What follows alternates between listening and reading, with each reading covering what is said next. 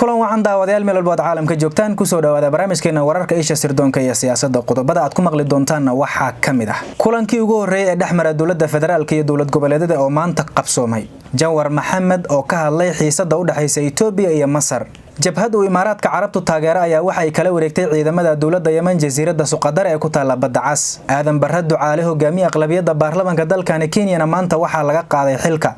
qodobada iyo kuwa kale ayaad ku daawan doontaan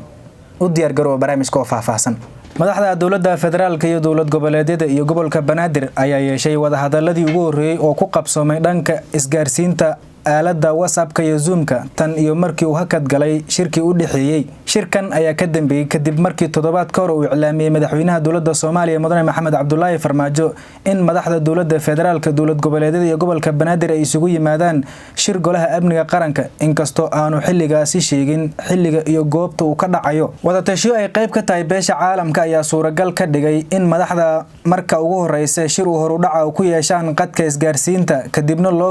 kadibna loo gudbo mid foolka foola shirkan muuqaalka Zoom-ka ayaa markii hore waxaa diiday madaxweynayaasha Puntland iyo Jubaland hase ahaatee markii dambe waxay dalbadeen in ay uga qayb qaataan dhanka aalada WhatsApp-ka shirkan ayaa waxa ka qayb galay madaxweynaha dawladda federaalka ra'iisul wasaaraha madaxweynayaasha maamul goboleedyada Puntland Jubaland Galmudug Koonfur Galbeed Hiirshabelle iyo gudoomiyaha gobolka Banaadir wararka ayaa waxay sheegeen in la isku raacay laba qodob oo kala ah in madaxweyne Farmaajo uu iclaamiyo shirka soo socda waqtiga uu dhici doono sidoo kale waxa aad looga dooday afarta xeer ee dhameystirka doorashooyinka qaranka oo baarlamaanka hor yaala waxaana maamul goboleedyada dalbadeen in la hakiyo ansixinta iyo ka doodista xeerkaasi inta maamul goboleedyada iyo madaxda dawladda federaalka iska fahmayaan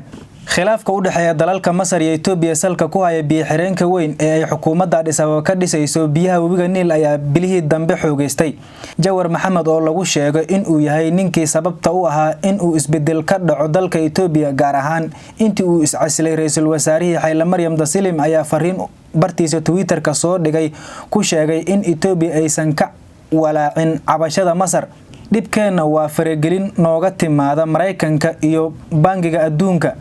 xalka ugu dambeeya waa in la dhiso biyo xireenka hanjabaad walba oo ka timaada ayaa uu yiri Jawar Maxamed Masar ayaa golaha ammaanka qaramada midoobay isbuucan ka codsatay wada xaajoodka saddex geesoodka ku saabsan biyo xireenka Itoobiya ay ka dhisayso biyaha webiga Niilka Masar intaysan cabashada si rasmi ah ugu gudbin qaramada midoobay wasiirka arrimaha dibadda Itoobiya waxa uu warbaahinta dalka Itoobiya u toddobaadkii hore u sheegay Masar in ay diyaar u tahay in wada hadal wax waliba lagu dhameeyo oo ay doonayso Itoobiya in ay cadaadis siyaasadeed oo ka baxsan wada hadallada ay saarto iyadoo boqolkiiba 70 la dhameystiray dhismaha biyo xireenka ayaa waxa la filayaa in bisha July la bilaabo buuxinta waana aad u sii yaraanaya waqtiga lagu dhameystiri karo wada hadalladaasi aadan barra ducaale oo hogaamiye aqlabiyadda baarlamaanka dalka Kenya ayaa maanta waayay xilka kadib mooshin laga keenay xildhibaan aadan barra ducaale oo tan iyo doorashadii sanadka 2013 ah hogaamiye aqlabiyadda baarlamaanka Kenya waxa uu mar kale wajahay xubin la'aan xilkiisa ah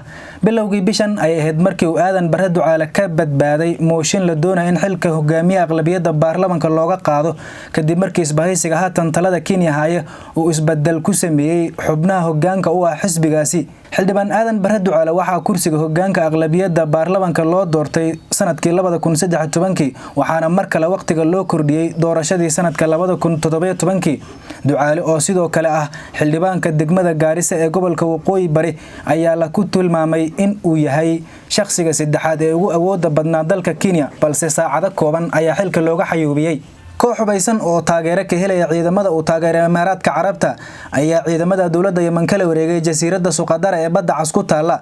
warbaahinta Carabta ayaa baahisay muuqaal ay ka muuqdeen maleeshiyaadka kooxdan STC magacooda loo soo gaabiyo oo ku sugan dhismooyinka dawladda Suqadar dagaal dhowr cisho ka socday kadib ciidamada dawladda la aqoonsan yahay ee Yemen ayaa isaga baxay jasiiradda oo muhiim u ah isku socodka marinbiyoodka gacanka Baabul Mandab gudoomiyaha dawladda u qaabilsan gobolka jasiiradda ah ayaana la ogeyn halka uu ku sugan yahay ilaa iyo iminka kooxdan STC la yiraahdo ayaana doonaya in koonfurta Yemen ka dhigaan dal ka madax banaan Yemen inteeda kale kumanaan ruux ayaana ku nafwaayay malaayiin kalena waa ay ku barakaceen colaadda dalka Yemen ka jirta 5 sano ee la soo dhaafay howlgallada mataanaha ah ee Turkigu ku duqeynaya kooxda argagixisada Kurdiyiinta ee PKK ayaa toddobaadkan soo jiitay dareenka dadka indha-indheeya xaaladda Ciraaq waxay u muuqataa in tallaabada Ankara ay ku soo qaaday kadib markii Imaaraadka Carabtu uu taageero dhaqaale siiyay kooxda gooni u goosadka ah taasi oo muujinaysa cabsi ah in dagaal qarsoon uu Imaaraadka iyo Turkiga ku dhexmaro gudaha dalka Ciraaq. Turkigu waxa uu laba howlgal toddobaadkan ka bilaabay waqooyiga Ciraaq kuwaas oo ka dhan ah maleeshiyaadka Kurdiyiinta. howlgallada waxa ay sababeen in xukuumadda Baghdad ay si cad u diido ficilka military ee Ankara ee ka dhanka ah ururka PKK oo ku dhuumaalaysanaya waqooyiga Ciraaq. wasaaradda difaaca dalka Turkiga ayaa sheegtay in ay burburisay in ka badan 500 oo bartilmaameed oo PKK ay lahaayeen 36 saacadood oo ugu horeysay howlgalkaasi. weli ma kala saarin in maleeshiyaadka Kurdiyiinta ay beegsadeen ama ay kayd rasaas ama meelo kale oo ay kooxdu ku dhuumaalaysanayay, balse telefishinka dawladda ee TRT ayaa wariyay in ciidamada dalka Turkiga ay burburiyeen ugu yaraan 81 goobood oo ay ku dhuumaalaysan jireen kooxda argagixisada ee PKK iyo meelaha hubka loo soo mariyo. go'aanka Turkigu ku bilaabay howlgalkan waxa uu yimid kadib markii ay soo baxeen warar sheegaya in Imaaraadka Carabta uu raadinayo in uu taageero ololaha gooni u goosadka PKK ee ka dhanka ah dawladda Turkiga kaasi oo socday ku dhawaad 40 sano isla markaana galaaftay nolosha 40,000 oo qof. laanta afka Carabiga ee wargeyska Al-Arabiya Al-Jadiid ayaa warisay in ilo wareed ka tirsan dawlad goboleedka Kurdiyiinta ee fadhigeedu yahay Irbil uu sheegay in ay ogaadeen lacag badan oo Imaaraadka Carabtu siisay kooxda PKK.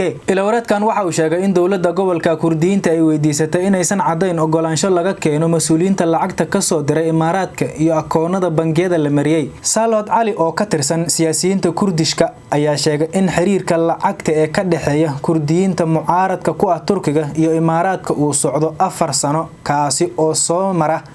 ururada bulshada iyo howlgallada gaarka ah ee dadka barakacay. kuwa uu dagaalku saameeyay waxa la dejiyay gobollo kala duwan ee Ciraaq ee Kurdistan gaar ahaan xuduudda u dhaxaysa Turkiga iyo Iiraan halkaas oo dhaqdhaqaaq Kurdiyiintu ay ka howlgalaan. Imaaraadka iyo Turkiga waxa ay isku haystaan kuna muransan yihiin dhinacyo badan oo gobolka ah. waxa ugu dambeyn Liibiya oo xukuumadda Ankara ay taageerayso dawladda caalamku aqoonsan yahay halka Abu Dhabi ay malaayiin lacag ah ku taageerayso hogaamiyaha afgabidoonka ah ee Khalifa al-Haftar oo dhawaan looga awood roonaaday oo dhawaan looga adkaaday dagaalkii Liibiya ka socday. Imaaraadku waxa uu sidoo kale ka careysan yahay taageerada Turkiga uu siiyo Qatar oo uu geeyay military si uu uga difaaco isbahaysiga gacanka Carbeed ee ay hogaaminaysay Imaaraadka iyo Sacuudigu. sidaas darteed